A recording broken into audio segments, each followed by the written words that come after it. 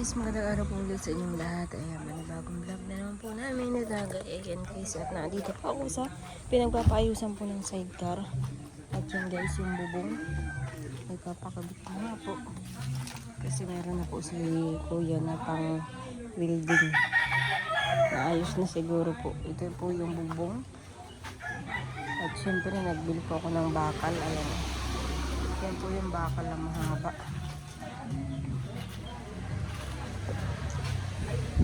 Ngayon nag-ayos po ay kumakain pa ng tanghalian at tanghali na po. Building po yan. Kaya lang, parang trapal po ang mabili pa. Nabili pa ng parang trapal para sa bubong.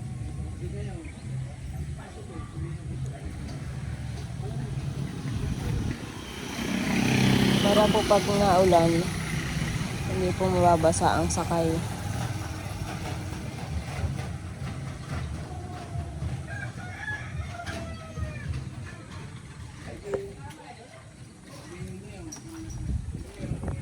Ayan guys, at nandito na po yung sidecar. Nalagay na po yung bubong. Kaya lang po ay hindi pa po nakakabili ng trapal po na panlagay sa bubong. Ibabalik ko po yan doon sa paayusan at yun naman pong sa may gulong naisira daw po ang basta doon po sa may gulong abutin po ng 800 mahigit po. Sabihin po natin 1,000 kasi wala pa po yung labor, pinakwenta po kanina. At bukod na po yung sa bubong. Ano yan? Ano yan? Ha? Ano yan? Ay, rice cooker ay ano. Hayaan mo yan. Kala ko kung ano. Nagsalang na po ako ng sinaing at hapon na naman. Nag-video okay nga po din sa labas. Nag-video okay. Mayroon pong binyagan. Ay, si Tutoy kala ko kung ano.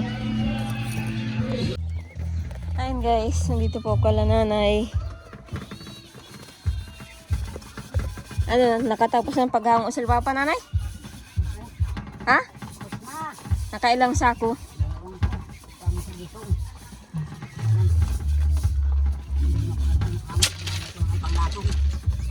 Ha? Hinango ko nga yung bagatong namin Nagsunod ka dun? He! Ba't alpas itong aso? Ha? He! Ang dilim, ba't yung binubuksan yung ilaw? Anong dagay? Nagkain na kayo? Anong ulam nyo? Ha? Ang galing isda.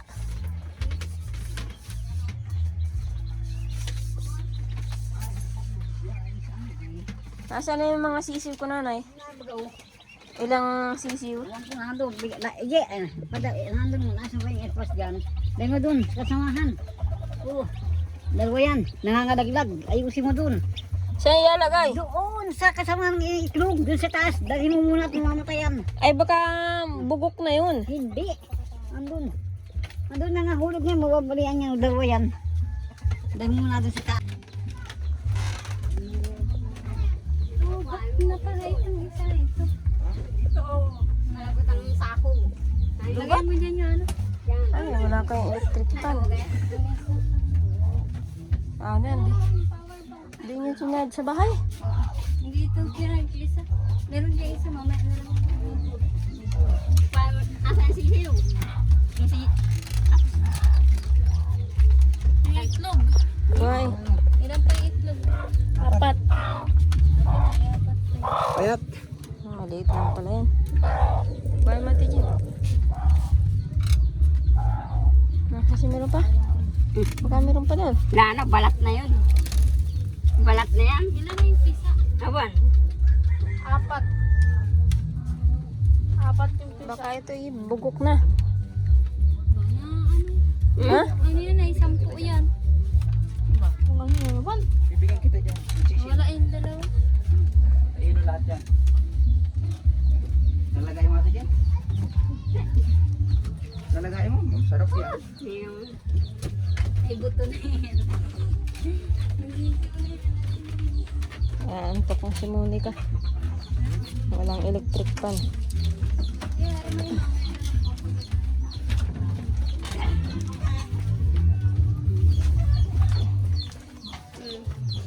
Lagay mo dun sa kulungan.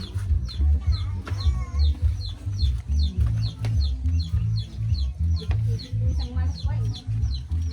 Yan o. Saan? Ano? Hirap na ako dito. Paipag-ipag yan. Ayan guys, umuulan na naman. Umuulan na naman. Ano, nagkain na ikaw, Dagay? Ay, Maliwanag yung ilaw nyo ngayon. parang bagang kuryente. Oh. Yan. Parang bagang kuryente. Wala pa si Papa, gabi na. Baka kuan. Nakailang sako kayong uling? O ay nasa na yung uling nyo? Nandun, na-deliver na. Kakaganayan, pasang ganayan yatong. Ginatong. Nagkain na kayo? Gabi na si Papa. Wala pa. Nagbabahog ng aso po doon sa kabilang bahay. Gabi na. Baka hinarang na ni Boy. At si Kuya Iboy po ay binarangay si Papa. Lunis daw po ang patawag gawa sa kawayan. Ilang piraso po yung kinuha ni Papang kawayan? 4 na piraso? Hindi na nga lang pong pantukod ni Papa dyan sa ano? Sa wire. Eh, may nakakita lang kala Papa. Binaranggay na ni Kuya Iboy palibasa. Nagkaroon po ng issue nung ano, hindi ko na nga po siya binaranggay nung tungkol po doon sa kwento ko. Ayan na, nabanggit ko na po sa inyo yung pambabastos ni Kuya Iboy. Dahil doon siguro nagtanim ng galit si Kuya Iboy. Ngayon na nagkuha si Papa doon ng kawayan sa nyuga ni Kuya Iboy, binaranggay si Papa. 4 na pirasong kawayan.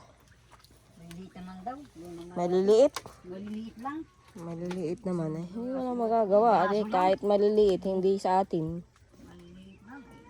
Mag-testingan sa ano, kahian yan. Lunis, alas 9 ang ano, patawag kay Papa. Eh, wala pa si Papa baka kinakausap ni Kuya Iboy. Nagbabahog lang ng aso. Pusa. Gabi na.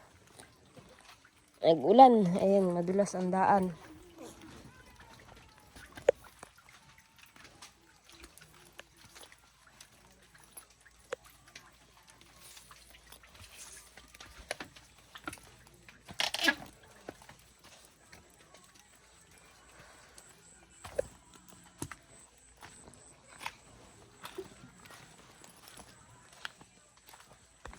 Ayan guys, at dahil nga po gabi na, ayan at meron po akong papakita po sa inyo na bigla pong pumasok dito sa bahay po namin ang napakalaking paro-paro. Ayan guys, oh, ang laki po ng paro-paro. Ayan, hindi ko po alam kung ano pong pinapahiwatig ng ganyang paro-paro. Kasi ngayon lang po may pumasok dito na paro-paro na ganyan. Alam niyo po, nung nakaraan, sa Pangasinan naman po kami nakatira noon. Ang pumasok po sa bahay po namin na tinitirhan na inuupahan sa Pangasinan ay kulay brown. Brown po na paro-paro. Kaya noon, bago po nagkasakit si Dagay, ay meron po pumasok na paro-paro po sa loob ng bahay namin. Tapos ito naman ay kulay itim na nagba-brown na may guhit-guhit na puti. Ayun guys. Yan naman po ang pumasok dito sa bahay. Bigla nga po, ano yung palipad-lipad dito, biglang pumasok. Tapos pupunta sa kusina. Tapos dyan na napadapo. Sa mga ano po, may mga pamahiin baga po niyan. Kung ano pong ibig sabihin niyan. At pumapasok sila ng gabi sa loob ng bahay. Ayan, ang oras po ay Alas 8 po ng gabi. Pumasok ang paru-paro na yan. 8:30 na po ng gabi.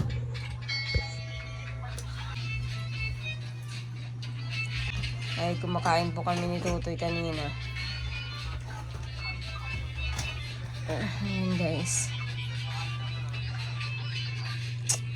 Galing nga po ako lang na Epcon ay. Baka kako may ulam na gulay. Kasi ay wala naman. Saka inilipat ko po yung mga manok na nag-iitlog. At nangangalaglag na nga po doon sa terrace po nila balot at na ano nga po gawa nung inahin. Kinakahig yung mga anak. Ay yung pong sahig ng kawayan nila balot ay may mga butas-butas kaya nalalaglag sa ibaba. Nababalian yung sisiw. Kaya nilipat ko naman po dito. Kala na isa kulungan. Kaya ako yung nagpunta dun.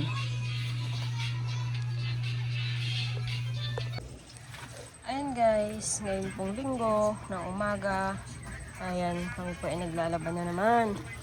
Ayan. Sabi po ng ibang viewers, bakit daw kami lagi may labahan? Eh, linggo-linggo lang naman po kami naglalaba. Tuwing linggo o kaya ay Sabado. Pag hindi pa ako nakapaglaba ng Sabado, araw po ng linggo kasi nga po may pasok ng Lunes. Ayan guys. Si Ate Ije naglalaba din po. Ando sa labas, nagbabanlaw. Dito naman po ang pisto ko. Hindi siya nagbabanlaw. Si Nani ando naglalaba din at may dala po silang labahan saka sa Ate Ije. Sariling labahan po nila. At wala pong tubig doon kala nanay. Wala daw tulo ang gripo. Kaya dito po sila naglalaban ng damit nila. Ano labahan mo, Jason? Naglaba ka na? Hindi ka pa naglaba? Ay wala ka pa naman gagamitin planggana. Ay mapupuntahan kayong lari? Eh katulad nung nakaraang linggo gayon din. Nung naglaba kami, maglalaba ka sana, may pinuntahan naman kayo ni Larry. Baka buti ng isang buwan Jason yung damit mo. Hindi pa nalalaban. Ngayon may pupuntahan na naman kayo. Hindi ka na naman makakapaglaban ng damit mo.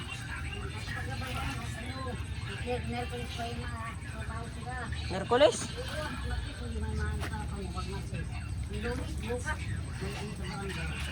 Ay, oo nga. Bukas, Lunes, may patawag sa barangay si Papa. Gawa ni Kuya Iboy. Uminit ang ulo ni Kuya Iboy sa amin dahil doon sa mga sinabi ko ang gusto kasi ni Kuya Iboy manahimik ako ay. May nahimik ako doon sa pambabastos niya. Kaya ngayon, may lihim na, kumbaga may tanim na galit sa amin si Kuya Iboy. Kaya nung makita si Papa na may pas ang kawayan, ilang pirasong kawayan lang na yun? Apat na maliliit. Ay may nakakita lang kala Papa na may pasan. Hindi naman naaktuhan na nangunguha sila Papa. Kumbaga ay may pasan lang na kawayan. Tapos tinukoy na ni Kuya Iboy na sa kanila galing. At pinantukod lang naman daw po yun sa wire doon sa may bahay, sa may kalananay. Tinukod lang. Kahoy sana pong kukunin nila Papa ay kaso nga lang ay wala sigurong makuhang kahoy na mahaba. Kaya yung kawayan ang nakuha na maliliit na kawayan. Mahaba yata. At pantukod nga yun. Sinabihan ka naman yata nanay ni Kuya Iboy na huwag ka nang lalampisan yung ganyan. Hindi mo sinabi kay Papa?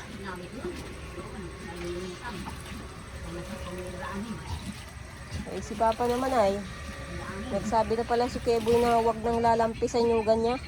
So ngayon, kahit pa sabihin na hindi sa kanila galing yung kawayan at napadaan ka sa nyugan ni Kuya Iboy, sabihin na yun sa kanila galing. Sabi din, pinigil. Sara.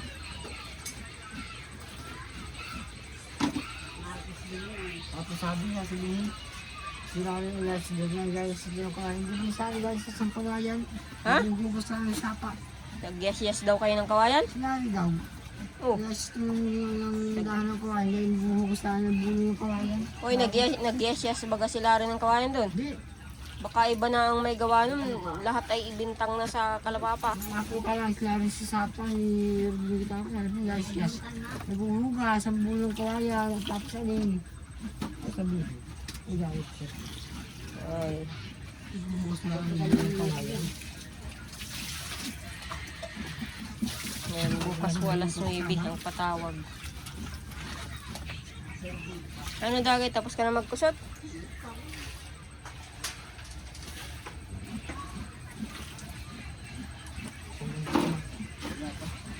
Makusot na muna ako dyan ay.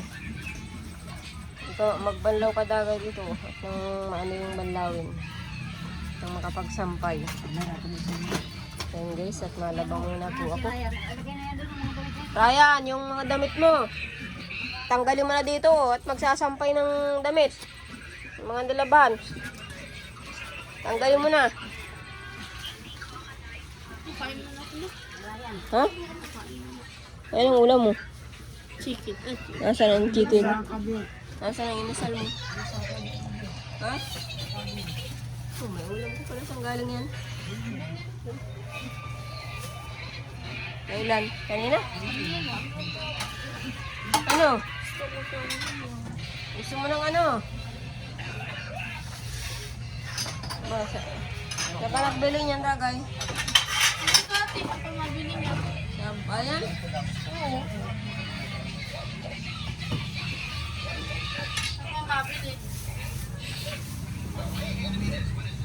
Gusto rin ni Kurahaw, bigyan mo kaya. Ay, maliit lang baga. Ay, Maliit. Pinili yan ay. paano si Kurahaw? Di siya sabi. Kanina pa ay. Hindi na pa ay. Sabi.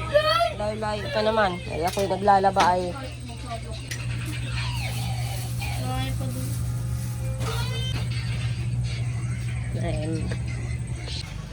Ayun guys. Oh, nasaan yung pinapupusutan ko dyan? Ayun guys, at nasaglit lang muna po kami ni Balot sa ospital at bibisitahin po namin yung asawa ni Madil. Ako na Kasi lang. may sakit. Ano tayo kami? Balawan mo muna, dagay yung ano. Tas dryer mo at pagbalik ko. Yung aso pati oh.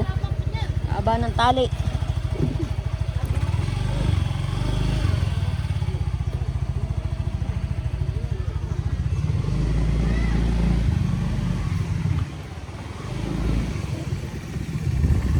Ayun guys, at nandito po kami sa ospital kung saan po nakakumpine yung pong pinsan po ni Balot. Ayan, ito pong pinsan ni Balot ay ito ay asawa po ni Madil na anak po ni Rodel. Ayan, kung natatandaan nyo po, ito po si Romel yung nagtira po sa kabilang bahay po namin.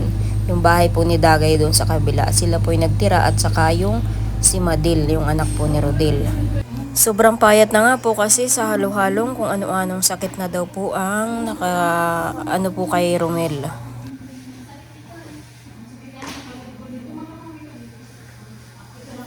Ba't nilalag?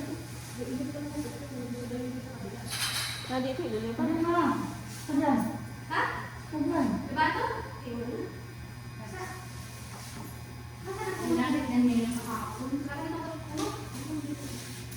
Ito.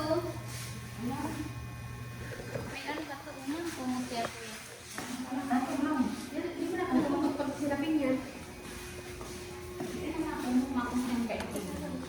Badala na lang bukas. Ito mo. Bilangin ko muna. Tapos Ililipat na ito? Ano? Sa kabila. Sa kita niya, bagay ko. Bagay ko sa ano. Ang nandun sa ano eh. Ayan, hindi ka ganyan. Bilog na lang yung kapon. Meron ko kasama. Kasama? Sige na.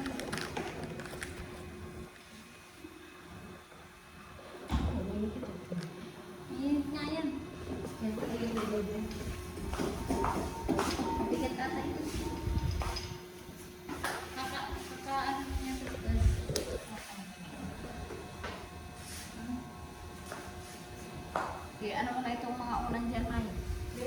Nakatayo pa siya? Hindi na? May, tumaon na. Eh di bubuhatin. Kaya niya gaga. Bagkas.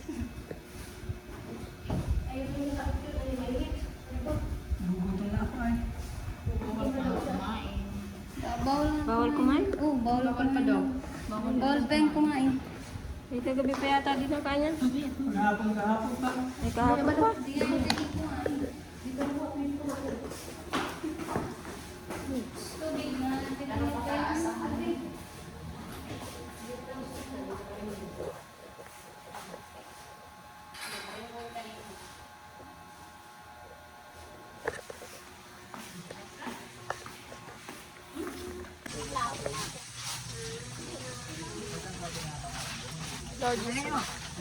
Mamaya ka. Iwan mo na dyan. At yun guys, pagkagaling nga po namin sa ospital para dalawin ang pinsan po ni Balot na si Romel. Ayan, laba muna po kami ni Balot at tinulungan na rin pa ako ni Balot na magkusot. Andito po sila sa bahay at sa bahay nga po nila ay wala pa silang kuryente. Kaya nag-iiyak po si Monica at wala pong electric fan. At yung pong electric fan po nila ay di battery lang, charge po dito sa bahay. Ay lubat na kaya wala pong ginagamit na electric fan si Monica. Kaya andito po silang mag-iina. Laging nakangiti ay. Laging nakangiti.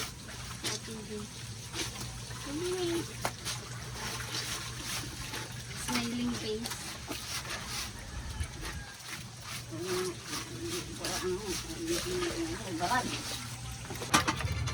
Ayan guys, at nakakain lang po namin ng tanghalian. Ayan guys, tulong-tulungan po namin yung aming nilabahan. Ayan, tapos na.